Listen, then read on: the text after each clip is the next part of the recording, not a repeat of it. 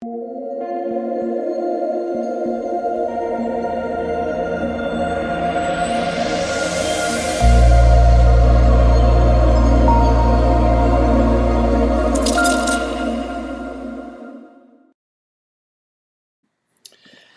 what is going on, guys? It's DK. Back at you with another video here to bring the 2-game NFL slate on Monday. Before I get into the video, if you guys are new to the channel, my name's DK. I make daily videos breaking out NBA, NFL, PGA, and esports data fantasy sports sites. Before we get into the video, I want to thank you guys again for the continued support, for everyone coming to check out the live streams basically every single day, the videos, hitting me up on Twitter. It is greatly, greatly appreciated. The easiest way to support me, since all the content is free, is leave a like button on the video, subscribe to the channel if you haven't already, and hit the notification bell so you know when I upload videos and you know when I go live. Unfortunately, I won't be able to live stream for this one. The first game on Monday is 4 p.m., so no live stream tomorrow, but if you guys have any questions, make sure to leave them in the comment section or hit me up on Twitter. I'll make sure to get back to you. Also, if you guys cannot watch these videos, I do upload an Apple Podcast. The link is in the description below. It's the DK DFS show. And finally, I want to thank Prize Picks for sponsoring the show. If you guys are not familiar with Prize Picks, it's a site where you can bet on player props. So you're betting over-unders on player projections, right? So for example, Big Ben's at 20. You can bet the over-under. You can bet anywhere from 2 to 5 players and win up to 10x your money. So if you guys want to sign up, use my code DKDFS for a 100% match up to $100. That's DKDFS, all one word. I'll have the link in the description below. But yeah, if you put $100 in, you get $200 to play with.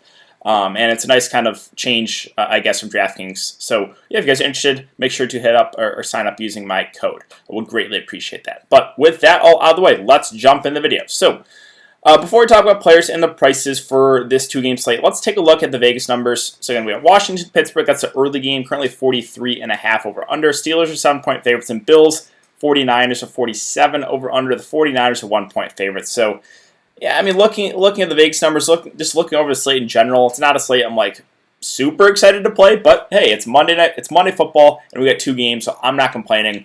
Let's jump into it. So quarterback. There's only 2 quarterbacks I'm considering, and it's the top 2 quarterbacks, right, with Josh Allen and Big Ben. There's enough value on the slate where you can easily make it work. The price doesn't really matter a ton in this one, so I'm just going to play the top 2 quarterbacks, whether it be Josh Allen or Big Ben. Yeah, Mullins at 5-1 just hasn't really flashed the upside, right? Last 4 games, 17, 13, 12, and 9 fancy points.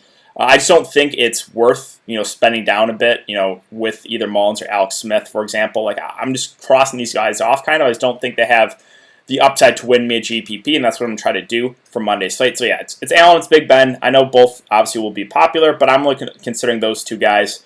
Josh Allen's at 7-3, Big Ben's at 6-4. For me, it's a close one. I probably give the edge to Big Ben for the discount, just because Pittsburgh as a team, playing from ahead or playing from behind, they just are not running the ball. So it does make Big Ben look like a pretty good play at 6-4. But yeah, Josh Allen probably does possess a little bit more upside. Obviously, he's a guy that can keep it himself a good amount. He does have some rushing upside as well. So the upside is probably the highest on Josh Allen, but you get about $1,000 difference with him and Big Ben. So for me, I think I slightly give the edge to Big Ben. But if you're shooting for that upside, Josh Allen probably does have a little bit more upside. But I think points per dollar right now, Big Ben probably looks like the best play here at 6.4K. I mean, look at those pass attempts, right? 46, 46, 51 pass attempts. Yeah, just a guy that, sure, he only did have 13 fantasy points when he threw the ball 51 times. It's more of an anomaly, to be honest. I know that actually the matchup is not really great here against Washington. Washington's been pretty solid defensively, but like I said, Pittsburgh is just not a team that's going to run the ball a ton. So, yeah, it's Big Ben. It's Josh Allen for me at quarterback. I wouldn't consider anyone else. I don't think you had to do it. Kind of like the main slate today, right? I talked about it all week. The only 2 quarterbacks I told you guys were considering, Watson and Rodgers, right? I wasn't considering anyone else. Sure, there was a couple value plays right with Goff, a couple QBs that got there, but I just thought, there's enough value to just get those high-priced quarterbacks in there, get the floor, right, the safety of those quarterbacks, and then figure out the rest of your lineup. So yeah, let's move on to running back. Running back's kind of gross on this slate. I'm not going to lie.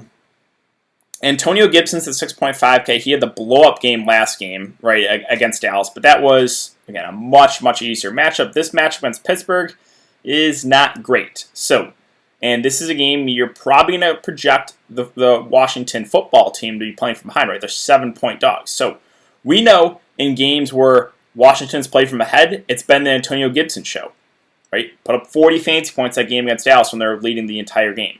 in games they've been trailing, it's been J.D. McKissic, right? And they will just utilize him a lot out of the backfield, right? Those two games against the Giants and Detroit, 14 and 15 targets. So this is a situation where if you think Washington can keep this game competitive or even play from ahead, then you can look to Gibson. But for me, I like the price a little bit better on McKissic because I think that Washington will be playing from behind. I think it looks like a better game for McKissic. Also, you get the $2,000 difference. So I'm not saying Gibson's out of play. Right? He's a guy that is clearly the most talented running back for Washington. But for me, I think this is a game that Washington probably does play from behind, so I would probably give the edge to McKissic for the savings over Gibson. But again, if you think Washington keeps this close or even play from ahead, then you probably want to look to a guy like Antonio Gibson. Both backs are involved in the passing game. And again, Antonio Gibson is clearly the more talented back, but you also have the $2,000 difference there with him and McKissic. Connor still out for COVID. Or wait, they can activate him, but he isn't expected to play. So I guess we'll have to keep an eye on this. I don't expect him to be good to go. So that makes Benny Snell Jr. at 5.4K a viable play. He played over 70% of the snaps the last game against Baltimore, had 16 carries for 60 yards, 3 catches, and 4 targets. Yeah, am I over the moon about it? No, just because Pittsburgh, like I said, they just don't run the ball. But we should get a good amount of the game with Benny Snell out there. I expect probably about 70% like that last game. So Snell at 5.4 is a perfectly fine play. Again, it doesn't matter if Pittsburgh is playing from ahead. They're just not going to run the ball a ton. Did have actually 19 targets, or 19 touches that last game. I think that's more than Connor's gotten recently. So yeah, Benny Snell in the mid-range, I guess, for running back is a play I'm okay with.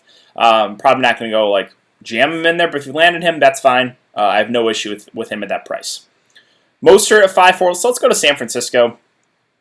It's this is another tough one. Mostert is healthy, and that last game he had 16 carries for 43 yards. I wanted to see how many. Let's go to San Francisco running backs.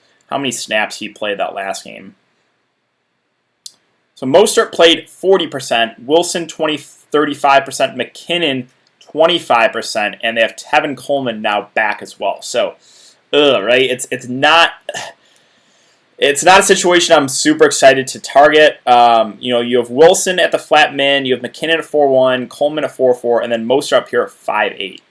Like, yeah, I think Mostert's an okay option, but they probably will utilize all 4 backs here. So, I'm okay with him. He is the most talented back here, but another situation where I'm not going to go out of my way to play him either. Coleman at 4.4, his first game back since, week 8, so what we can expect from him, it's probably a stay away. I mean, you can take a dart throw on him, but not someone super confident. McKinnon more their passing down back. Again, he only had 3 carries the last game.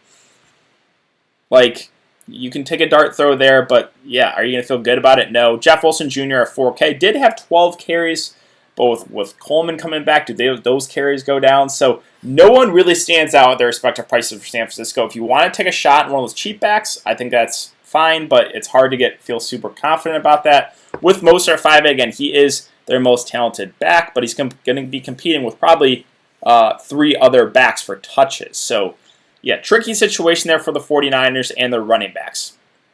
As far as Buffalo goes with their backs, we have Moss at 4.6, Singletary at 4.3.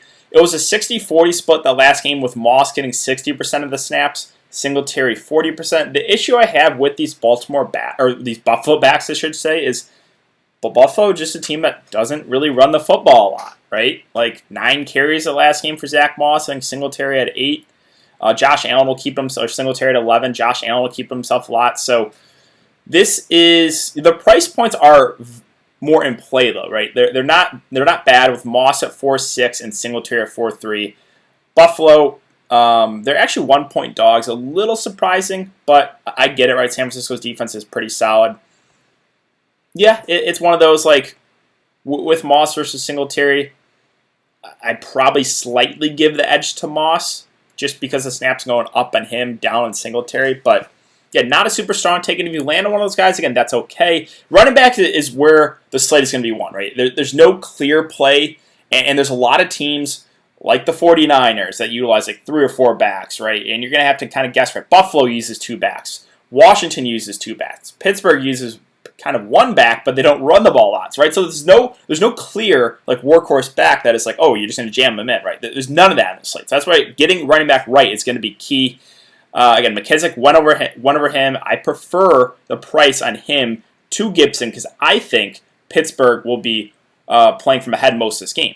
If you think it's the other way, if you think Washington keeps it, again, competitive or they're playing from ahead, then you probably want to look to Antonio Gibson. It's all about how you think the game flows. But McKissick still played. I know he didn't do like basically anything that last game, but he didn't need to, right? In a game where they're playing from ahead, why would they give the ball to McKissick, right? He's their pass-catching running back. This is a situation where I think Washington plays from behind, so I think McKissick looks like a pretty good option here at 4-5. McFarland at 4-2, he's their backup, but just barely played last game, about 20% of snaps. I'm not really looking there. Anyone else, like Juszczyk's the fullback. He actually will get some touches here and there, but yeah, I'm not really looking to him for. I only play single entry. I only play one lineup, so I'm not really looking to any of these other guys. And yeah, that really wraps it up. So running back is really tricky here. Again, no standout plays, but let's move on to wide receiver. So wide receiver at the top, Diggs at 7-5. There's just not a lot of super expensive guys in the slate, so I think Diggs and the Pittsburgh receivers are all going to be pretty popular. Still no John Brown. Diggs, obviously the clear-cut number one guy here. So I think he's a perfectly fine option. He's going to be popular. Yeah, I have no issue with Stephon Diggs. He'll be out there basically the entire game. Possesses upside, so yeah, I like him a good amount if you can get to him. McLaurin at 6'5", got to monitor there. So he's questionable to play. If he can't go, then that would open up some value here for the Washington receivers. If he can go, then I think he's a play that at 6'5", definitely in play. He has been so consistent this year, even in tough matchups and even with playing with subpar quarterbacks. He's basically been getting double-digit fantasy points every single game. He's going to target a good amount. Again, this is a game Washington's probably playing from behind. So, will McLaurin be super popular? I think he'll be decently owned, but not like the chalk, right? I think the chalk at wide receivers probably going to be Diggs and those Pittsburgh receivers. So McLaurin is a way that maybe you can differentiate yourself a little bit. He's the Washington guy that has the most upside by far. Again, him and Gibson, but it's all about how you think the game flows with the running backs there. Pittsburgh and their wide receivers. So we have Deontay at 6'3", Claypool at 6'1", Juju at 5'7". This is a tricky one with those three being priced about the same. For me, I think Deontay, even though he had the drop balls of last game, he possesses the most upside. He's a guy that whenever he's been healthy, he's been getting double-digit targets and been putting up big games. Claypool, he played the least out of the three of the last game. He played about 60% of snaps. He's a guy that usually look to the red zone. And then Juju out of the slot has been a little up and down, but still possesses upside. So I like all three Pittsburgh receivers. I think maybe for like a cash game lineup, you probably look to get two of those guys in just because Pittsburgh, again, they are going to throw the ball a ton. So now, could you even play all three? I think you can make the argument to play all three, right? You play all three, you play Big Ben, you probably just go full Pittsburgh stack. It's viable, right? Just because they are going to air it out no matter what. And again, with which one I prefer, it's probably Deontay, then Juju, then Claypool, but all super close. I'm not going to talk you off them if you want to go Claypool over those two, right? Or if you want to take a different route. Now let's talk about the San Francisco wide receivers. So finally, we're going to have a game with Debo and Brandon Ayuk healthy. Debo's at 6K. The last game, he had 11 catches and 13 targets. Obviously, he's a speedster that has upside. Ayuk, the rookie, has been really solid last couple games. The last 3 games, he's been healthy. 6 catches and 7 targets, over 100 yards. 8 catches and 10 targets, 91 yards. 7 catches on 14 targets for 75 yards. So they're really targeting this guy at 5'1". For me, it's Ayuk. He's my favorite play here for the 49ers. So definitely one of my favorite plays on the slate at that price. I just think that's too cheap, right? He missed the last game due to COVID, but he's fresh physically and mentally in advance for the game against the Bills. So Ayuk at 5'1", he's my favorite 49er wide receiver. With Bourne versus Richie James, I expect Bourne to be the number 3. A guy that does possess some upside at 3.5. If you need someone super cheap, I don't hate it. Richie James, I think he's kind of going to be the odd man out of this rotation with all those wide receivers healthy. He'll probably will still play a little bit, but not really someone I'm looking to on this one. So back to other wide receivers. Okay, we talked about Ayuk. We talked about the San Francisco wide receivers. Let's talk about the other Buffalo receivers. So again, no John Brown. Beasley and Gabriel Davis both played over 80%. I think Beasley like in the mid-80s. Gabriel Davis like 97% of the snaps. So Beasley's a 4.9 again. He'll play out of the slot. Didn't have a great game last game. Only 2 catches and 4 targets. But he still possesses upside. He had a 30 fantasy point game there against Arizona. He's a guy that probably won't break the slate. I don't expect 30 again, but he usually does have a somewhat high floor, right? You can expect probably close to double-digit fantasy points from him. Gabriel Davis at 4-3, the rookie. He gets the biggest boost. No John Brown, right? He played basically the entire game that last game. He had 3 catches and 4 targets. I think he's also someone for value that is in play here for the Bills. And then, yeah, that really wraps it up, at least I think for wide receiver. I do want to mention, so first, yeah, James Washington for Pittsburgh. He'll be the number 4 wide receiver. It's probably a little bit too contrarian for me, at least for single entry. And then the Washington wide receivers. So I guess the other wide receivers besides McLaurin, we have Inman, we have Steven Sims, we have Cam Sims. If we go look to Washington, let's go to Washington and take a look at how the wide receiver snaps played out that last game. So no surprise that McLaurin 90% of snaps, Cam Sims 80%, and then it was like a little dusting here and there of the others. Isaiah Wright 25%, Steven Sims 19%, Inman first game back 16%. So yeah, Cam Sims, he's at the min price. He played, again, a majority of the game, but didn't have a catch, didn't have a target. I still think would probably be the guy I would look to if I'm going to target one of these cheap Washington wide receivers just because of the snaps. Now, Inman was the guy. He was the number 2 early on in the season, right? He was the guy playing a majority of the game, and then I think they kind of just eased him back into it in that first game. So maybe Inman snaps goes up, but really hard to feel super confident about any of these guys besides McLaurin. So yeah, it would probably be Sims or Inman for me, but that's, again, not someone I'm super confident with. And I don't know if we have to do it. Like, it's pretty easy to jam in whoever you want into your lineup. So yeah, that's kind of it for wide receiver. Let's move on to tight end. Obviously, no Kittle. So Ebron's a 4-4. I think he's someone that you can definitely look to, right? Because he'll play 70-ish% of snaps. Vance McDonald came back, so the Ebron snaps went down a bit. It was Vance McDonald playing about 40%, Ebron about 60 to 70%. That's about what I expect here. He had 7 catches and 11 targets. Still had some drops. I mean, that's always an issue with Ebron is he struggles with dropping the ball. But like I said, Pittsburgh, they're just going to air it out. So you can probably expect 6 to 7 targets here from Ebron at 4-4. Tight end's pretty weak. So I think he's a fine option if you want to go there. Jordan Reed's at 3.2K. With him versus, where's Ross Dwelley? Dwelley's at 2.5. I'd rather just get to Jordan Reed. He is their pass-catching tight end. He's not going to play the entire game. I expect about 40 to 50% of the snaps. But again, he is the guy they look to when passing the ball, whereas Dwelley, he'll play more, but Dwelley is more out there for blocking purposes. Even though he's a decent receiving tight end, Reed is clearly the guy that is the better pass catcher. So, yeah, for me, it's Reed over Dwelley, and I do like Jordan Reed a decent amount of 3-2. Like, for me, it's probably Reed or Thomas if I'm not playing Ebron. Logan Thomas at 3-1. Averaging about 5 targets a game. Like I said, he will play a majority of the game. He's running a ton of routes. I think he's perfectly fine here, 3.1K tight end. Again, no real standout play. I don't think I would go to Dawson Knox. The Buffalo just doesn't go to their tight end, so not really considering Knox or Tyler Kroft, right? So I think for me at tight end, it's Ebron, it's Reed, it's Logan Thomas. That's about it. Who's my favorite point per dollar play there? Well, I think the safest option is probably Ebron, just due to the fact, again, Pittsburgh throw the ball a ton.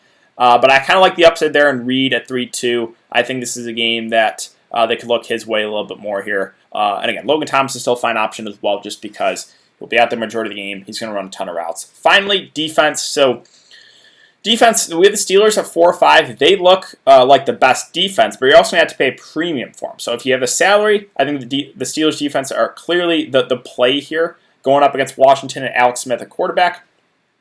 But like I said, you're not getting my discount. 4.5K is a lot. We have the Bills at 3K, 49ers at 2.6, Washington at 2.5. If I couldn't get to the Steelers, I personally would probably go to the Bills at 3K.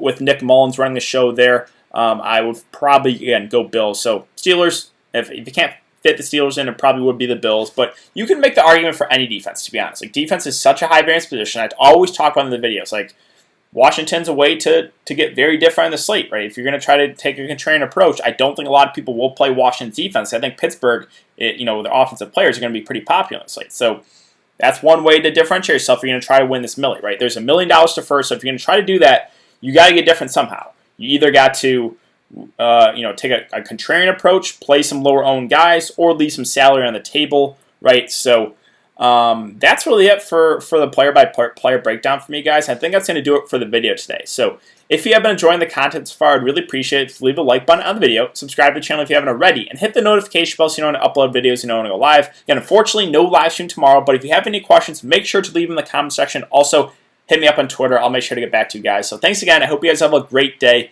and I will see you all later.